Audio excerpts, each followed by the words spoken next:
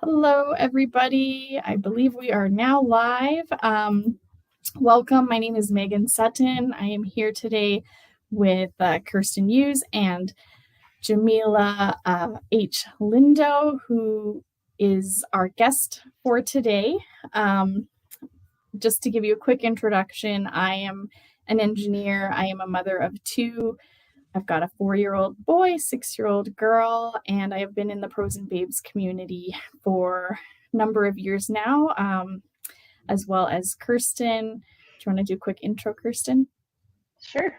Hi, everyone. I'm Kirsten Lewis. I am based in Alberta. I am a mom of two boys, 4 and 2 years old, and I'm an electrical engineer. Awesome. So our guest today, I'll read a little bio for her first. So, as a civil engineering student with Jamaican Portuguese background, Lindo recalls being the only female student of color in some of her classes. She feels one solution to this issue is sharing diverse images of women in STEM so girls are reminded of all their options. Jamila holds a Bachelor of Science in Civil Engineering with minors in Environmental Engineering and Religious Studies from Manhattan College, and she also holds a master's degree from Columbia University in Construction Administration. She is the founder of J.H. Lindo, which is a children's media company focused on celebrating diversity and empowering children through STEM exploration. And she hopes that her books can inspire girls, especially those of color, to explore STEM fields. So for those listening, STEM, science, technology, engineering, and math. Welcome, Jamila. Thanks for joining us today. Thank you for having me.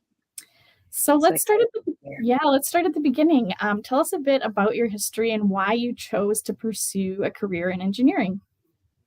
Yeah, so when it came to choosing a career as a high school student, I wanted to ensure that whichever career I chose, I'm able to help people. That was my main goal. So originally, I wanted to be a doctor. I had an AP biology class that I wasn't enjoying at the time. So coincidentally, my chemistry professor, he shared that his alma mater was having a summer engineering program. And I thought this would be a perfect opportunity to explore engineering, something new, and really see where can I have a career. So I did this summer engineering program and really loved it. It was filled with hands-on activities and workshops in civil, electrical, mechanical, and chemical. So it was a really great way to expose myself to engineering. So from that experience, I decided to continue and pursue my bachelor's degree in civil engineering. So that's what really encouraged me to pursue a career in engineering. And throughout that experience, I was exposed to how you can create an impact, whether it be ensuring communities have clean water or ensuring that they have light. So I really thought from a humanitarian perspective, there was so much to do and so many people to help in engineering. I love that. Thank you. So, right. Yeah, go ahead, Kirsten. Yeah. So what challenges have you noticed or maybe even personally dealt with getting more girls and women to choose engineering and other STEM fields? Yeah, so most recently, over the past summer, I spent some time just talking to young kids at after school programs and just summer programs. And one particular instance just pops out at me. I was speaking to a group of first graders to third grade. And the first question I asked them is what an engineer looks like. And to my surprise, a lot of them said, oh, it has to be a man. And I thought, well, that's such an interesting conclusion that they came to. The second question I asked them is if I look like I could be an engineer. And they said no.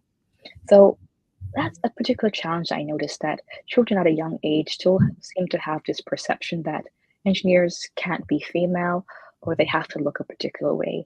So that's mainly still some challenges that we still need to overcome as a society, is ensuring that girls are equally perceived in various careers, including engineering.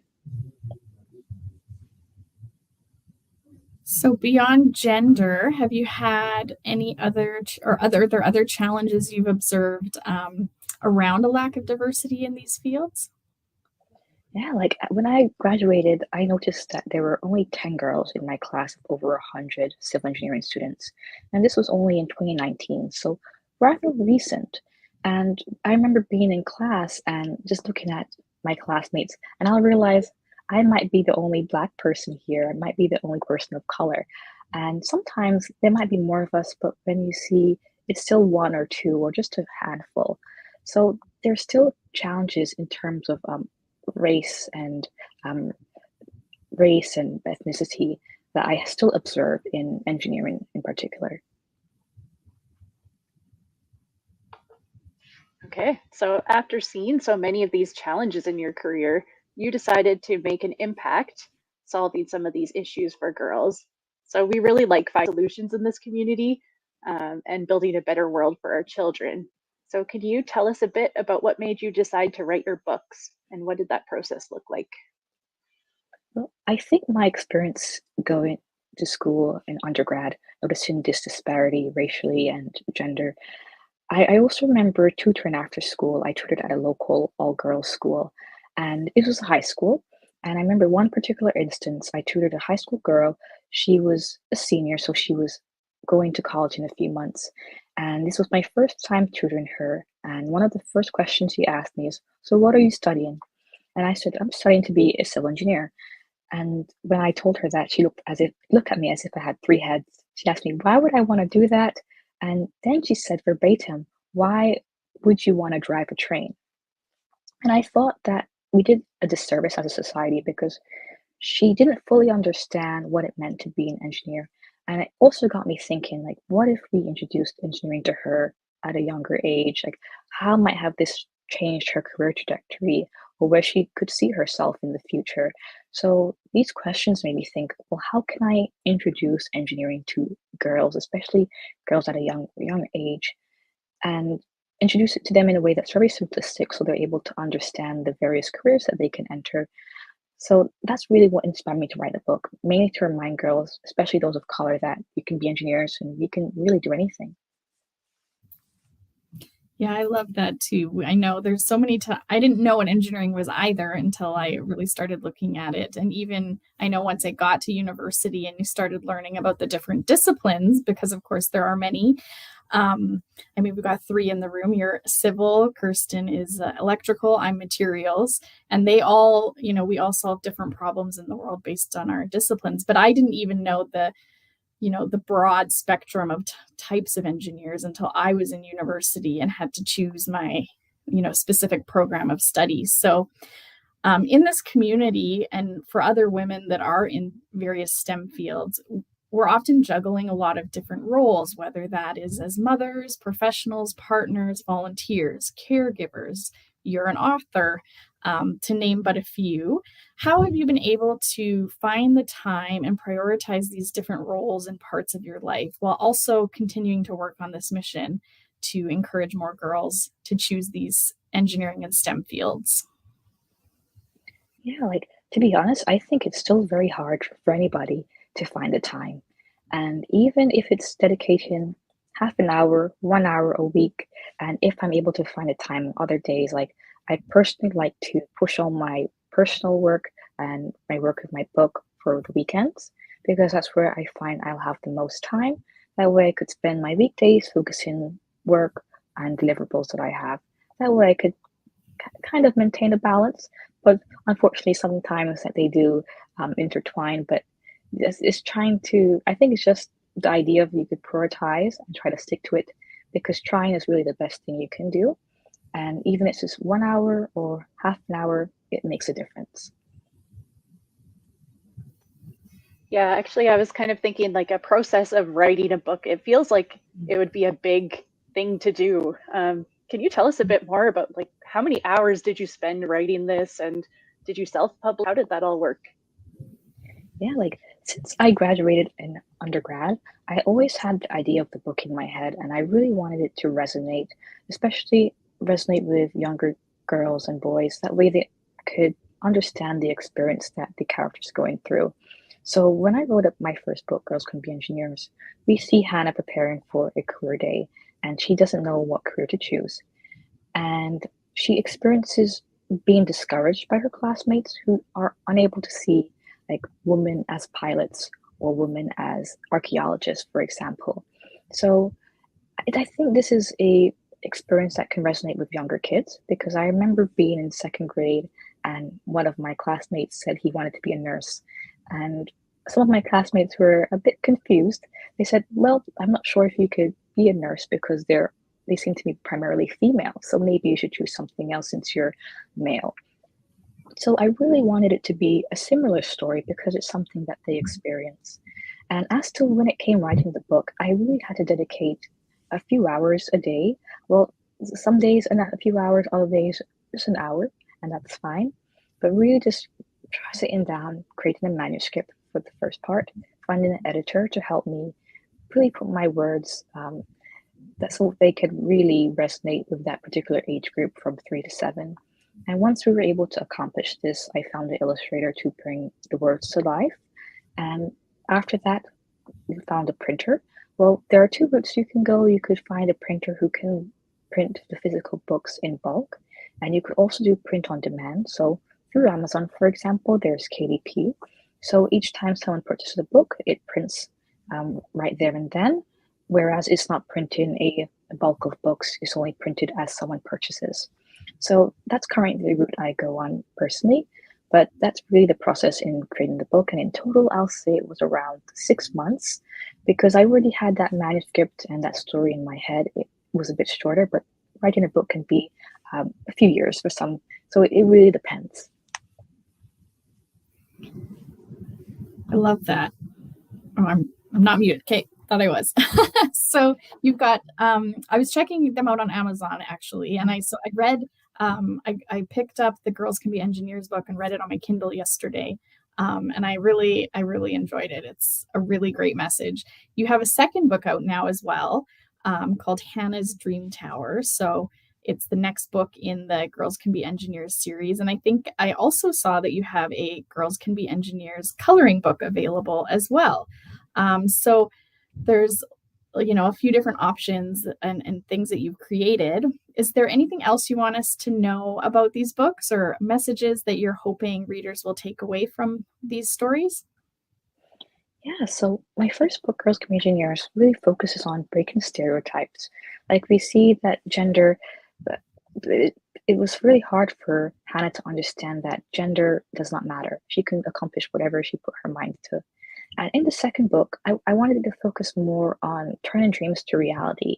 And Hannah's Dream Tower is very synonymous for structural engineering because in the book, she goes on to a construction site visit with her mom, who happens to be a brilliant structural engineer, and she learns about the teamwork and what it takes to build a structure.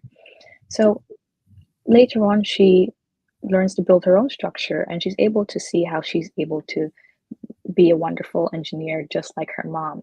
So really putting all their dreams into reality and really making it manifest. So but in terms of what message, I want to remind all kids that they can do absolutely anything. And that's the message that I try to share with throughout all of my books. In terms of the coloring book, it still has the same message, but I introduced various types of engineering from automotive to materials engineering. That way, they are able to be exposed to different types of engineering. Like I said before, you're only really exposed to different types of engineering once you get to college.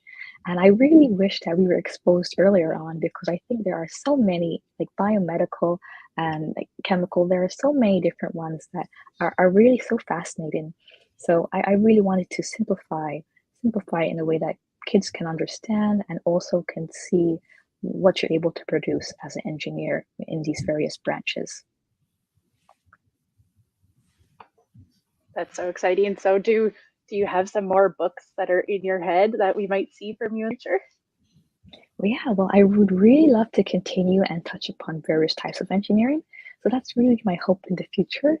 As to what's next, I'm not quite sure yet, but definitely something soon. But I would like to shift a little bit from the civil engineering realm into something else. That way we could share a different engineering story. So where can we find more information about these books and where to purchase them if we're interested in reading more about them? Yeah, definitely. So we're mainly available on Amazon. So you could type in Girls Can Be Engineers by Jamila H. Lindo.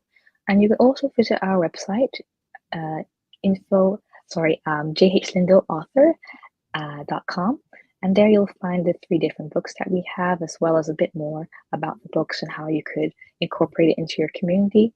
So those are mainly the 2 main areas where you can find our books as well. So Yeah, so exciting. Thanks so much for sharing that. I saw that you do some community work too. You do some reading with kids and things like that. Yes. What a great idea. Yeah. I love meeting with kids and talking to them about engineering because they always sometimes they seem a bit surprised that, oh, I can do this too, and oh, well, she looks like me. And I really think these interactions are so important because it can change like how they see themselves. So I really love speaking with kids and talking to them about engineering. I love that. Thank you so much for joining us today. Is there anything else you want our viewers to know about you, about these books, about your messaging, and where we can find more information? Well, I also have a TikTok called JH Lindo Books, and for the month of February, I'm currently posting a few videos, mainly focusing on Black women in engineering. So every day I'll post 1 or 2 women in engineering, whether it be in the past or present, and I share their story. Like what I have coming up is, let's see, who have I done before? Well, I can't remember off the top of my head. There are so many different wonderful engineers. But one is, oh, I think Naya. She's an aerospace engineer who I highlighted. And there are so many others that I have in my drafts ready to post soon. So if you would like to keep up with that journey, then feel free to follow. Wonderful. Thank you so much for your time today. And for everyone watching, please check her out. Go look at her stories. I know I've got them in my Amazon cart, so I can pick them up for my kiddos as well. But we appreciate your time today. Thank you so much. Oh, it's my pleasure. I thank hope you you. have a wonderful day. Take care. You too.